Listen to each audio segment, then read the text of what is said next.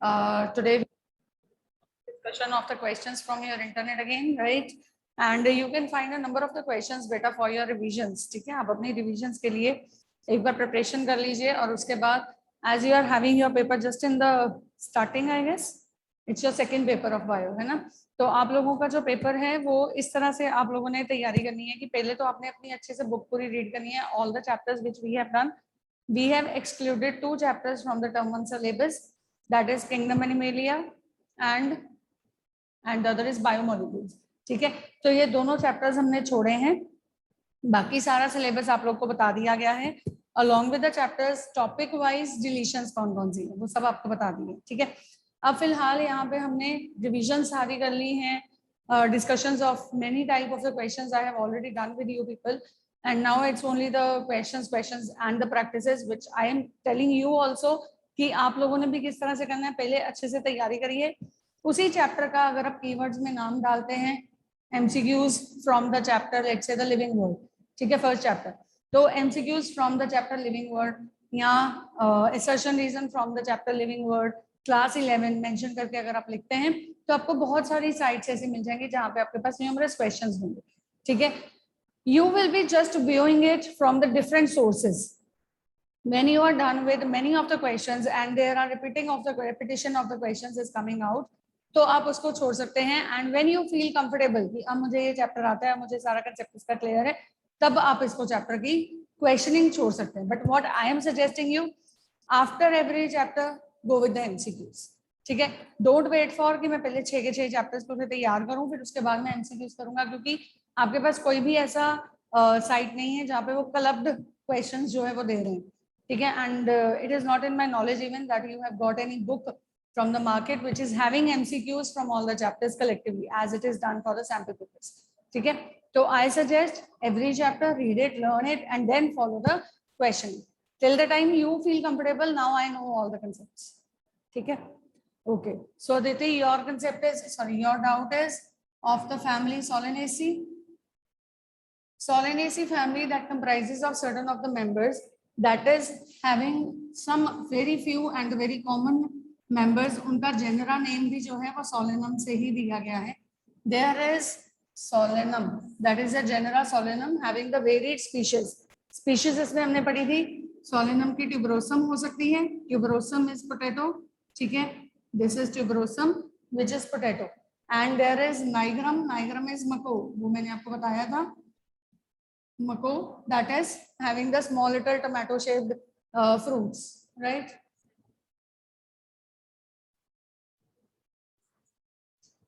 तो ये क्या है, नाइग्रम क्या है, nigrum is having the other name, common name as mako. अगर आप इसका फ्लावर देखेंगे it is white in colour, very small, wild grow करता है, आजकल ये ग्रोथ में है, आपको ये मिल जाएगा. With small little tomatoes, very small, मतलब नेल से भी छोटे साइज के छोटे छोटे से टोमेटो शेप स्ट्रक्चर्स इसके अंदर होते हैं.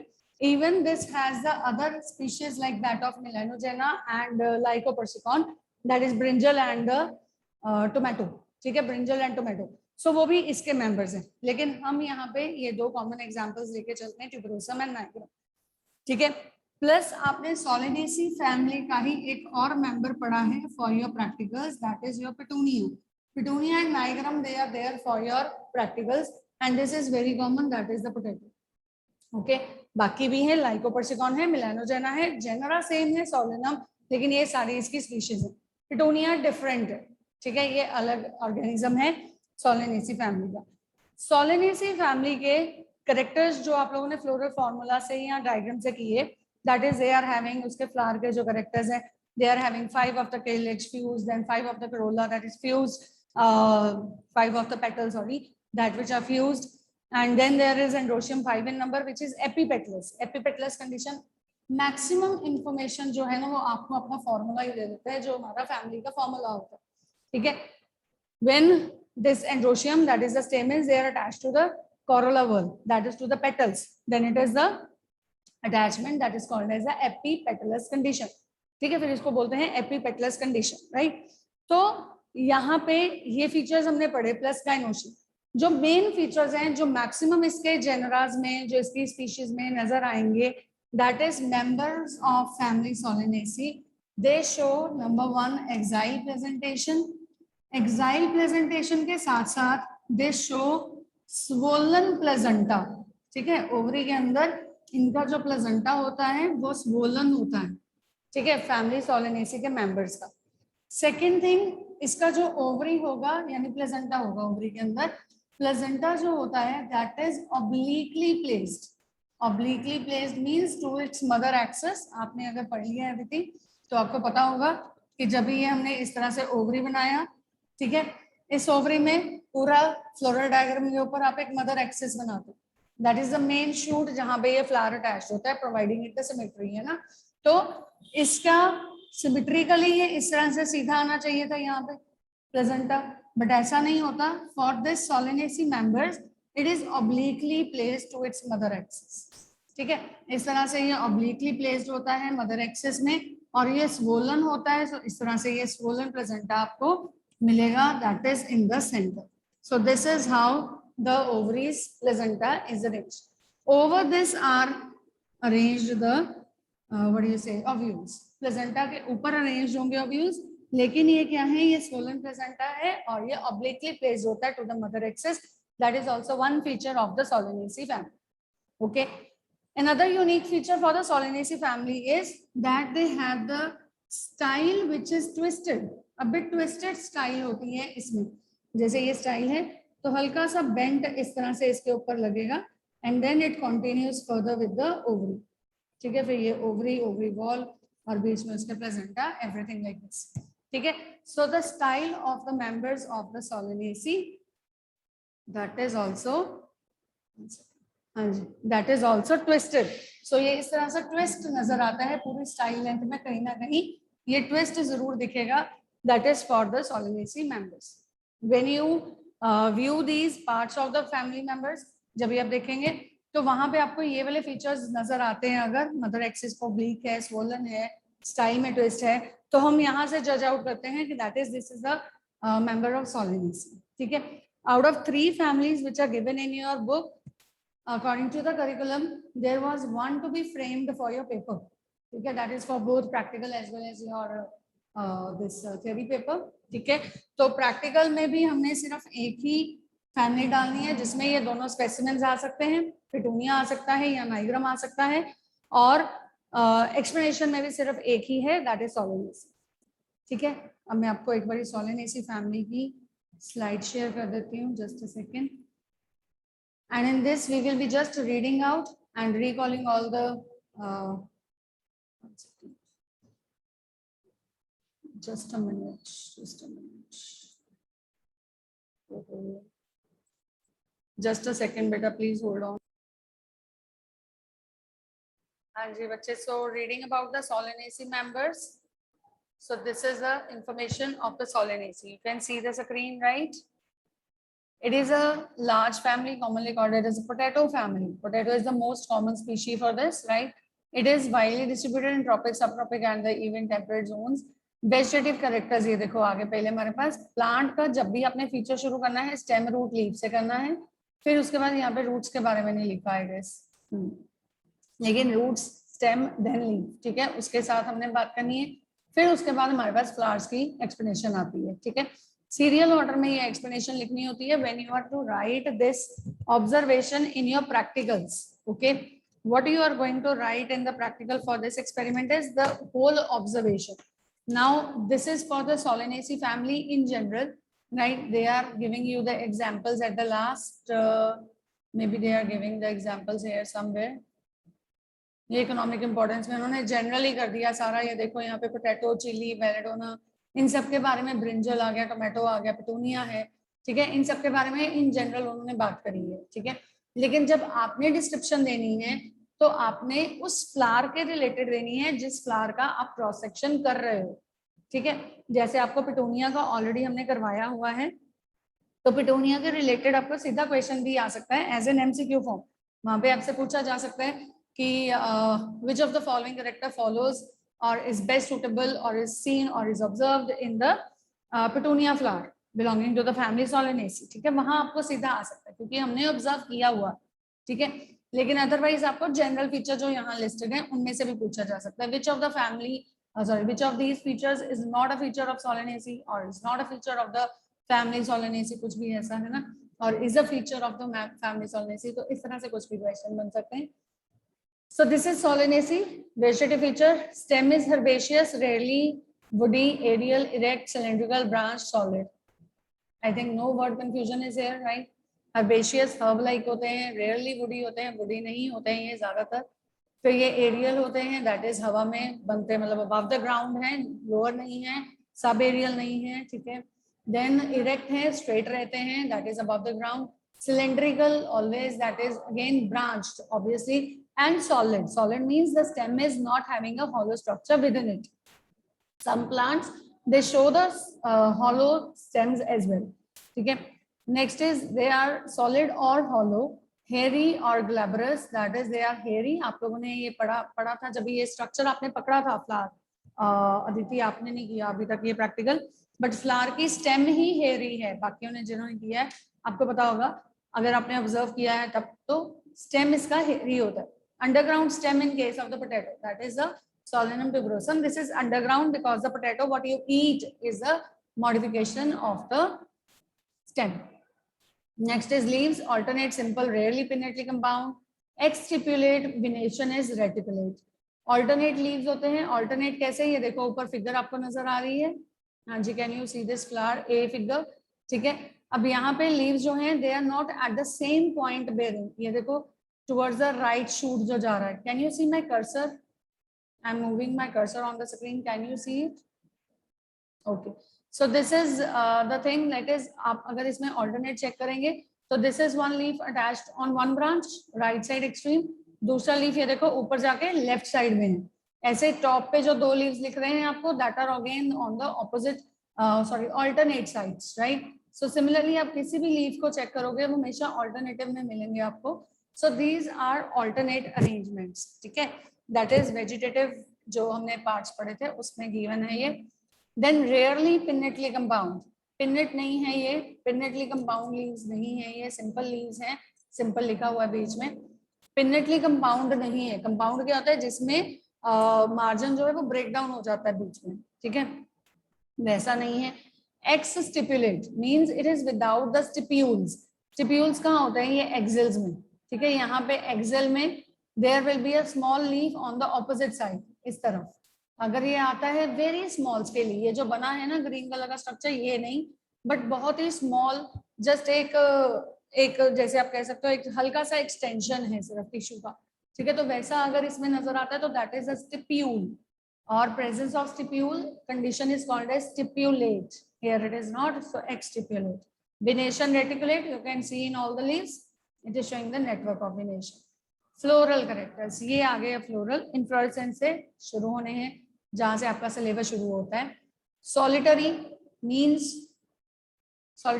it is not in the groups, it is a single flower. ये देखो हर ब्रांच के ऊपर अलग अलग फ्लावर लगा हुआ है, ठीक है. So this is solitary, single. Then axillary or cymose as in solanum. Axillary means appears in the axils of leaves. Leaf की axil में से उगेंगे, ये axillary condition में होते हैं, ठीक है. यहाँ पे क्लियर नहीं है, लेकिन ये सोलेनम मको का बनाया हुआ है, देखो मकोई लिखा हुआ है यहाँ पे. ये नाइग्रम का प्लांट है. पिटूनिया के केस में आपको प्रॉपर वहां पे नजर आ रहा था that they are axillary in the arrangement. Axils में से फ्लावर्स निकलते हैं, ठीक है. Flowers are bisexual, actinomorphic. Actinomorphic means radially symmetrical. अब ये लास्ट वाला डायग्राम देखो, एफ वाला. अब इसमें कोई भी प्लेन से कट करोगे आप, हमेशा आपको सिमेट्री मिलेगी, है ना.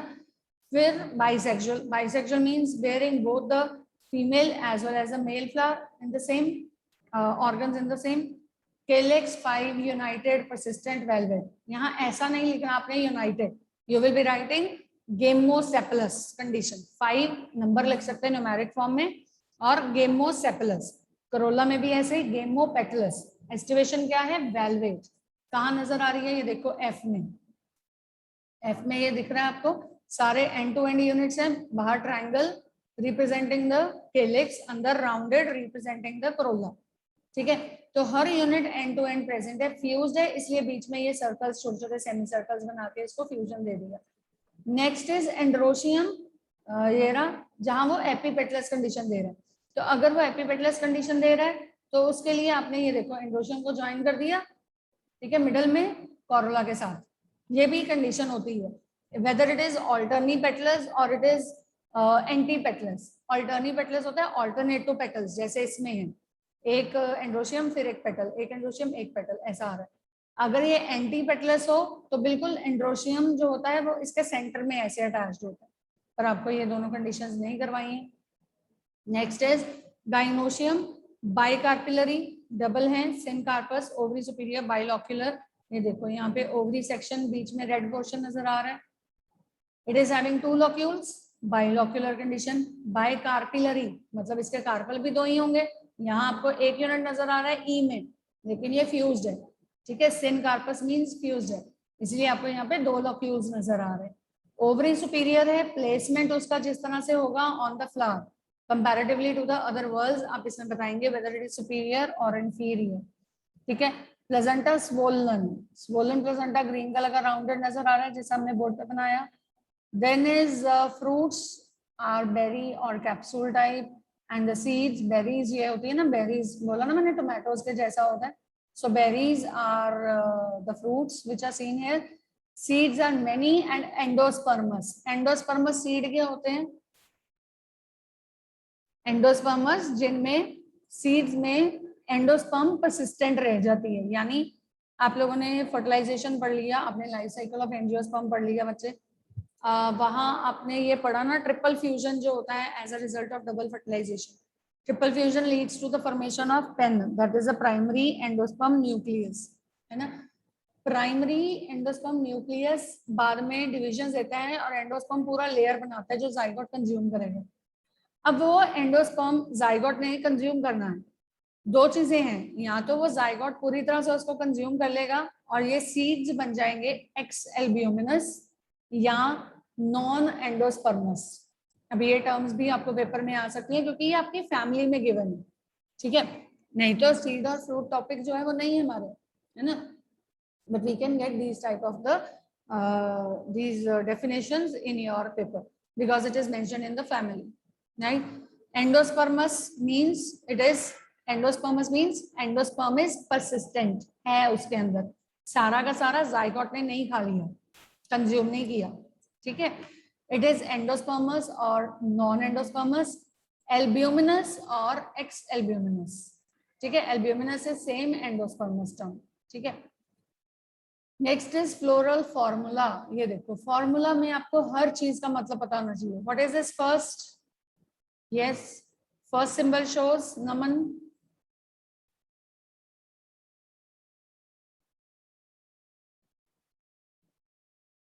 नमन ji, first symbol shows, unmute yourself बच्चे, unmute yourself.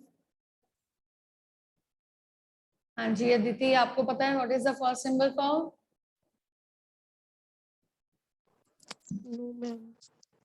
It is actinomorphic, ये मैंने बताई है क्लास में। ये देखो यहाँ पे आपकी एनसीईआरटी में ही ना इस टॉपिक से पहले ये रहा, ये गिवन है आपको एक पूरा जनरलाइज्ड तरीका सारा लिखने का, ये रहा देखो ये सिंबल गिवन है ना, दिस इज फॉर एक्टिनोमॉर्फिक, है ना, this is plus sign for actinomorphic and percentage sign is for zygomorphic, this is percentage sign, ठीक है। सो ये चीजें क्या है, ये आपको यहाँ से याद करनी पड़ेंगी, मैंने आपको ऑलरेडी बताया हुआ है वैसे। This is not our number, ये है हमारा, ठीक है। So first is actinomorphic, then उसके बाद क्या आता है, नेक्स्ट सिंबल क्या शो करता है? What is this next symbol? Bisexual, दोनों फीमेल मेल दोनों इकट्ठे हैं उसमें, ठीक है। उसके बाद क्या एक्सप्लेन करता है? K5 ब्रैकेट्स, हाँ जी, what does this explain? Vaibhav, can you tell? Namanpreet, Aditi, raise your hand who knows the answer. Beta, you need too much of the preparation then if you don't know what is this. This is K stands for, हाँ जी वैभव बोलो।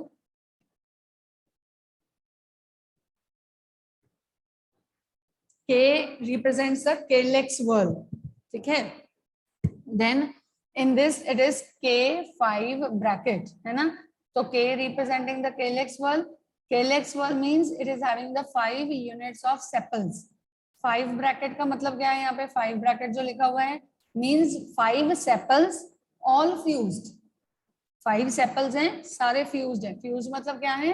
They are gamosepalous. अभी हमने पढ़ा था ना यहाँ पे united, ठीक है, ये देखो यहाँ पे वर्ड लिखा है united, ठीक है. ऐसे ही C5 क्या है? That is C5. C is 5. 5 means ये पेटल्स 5 है हमारी.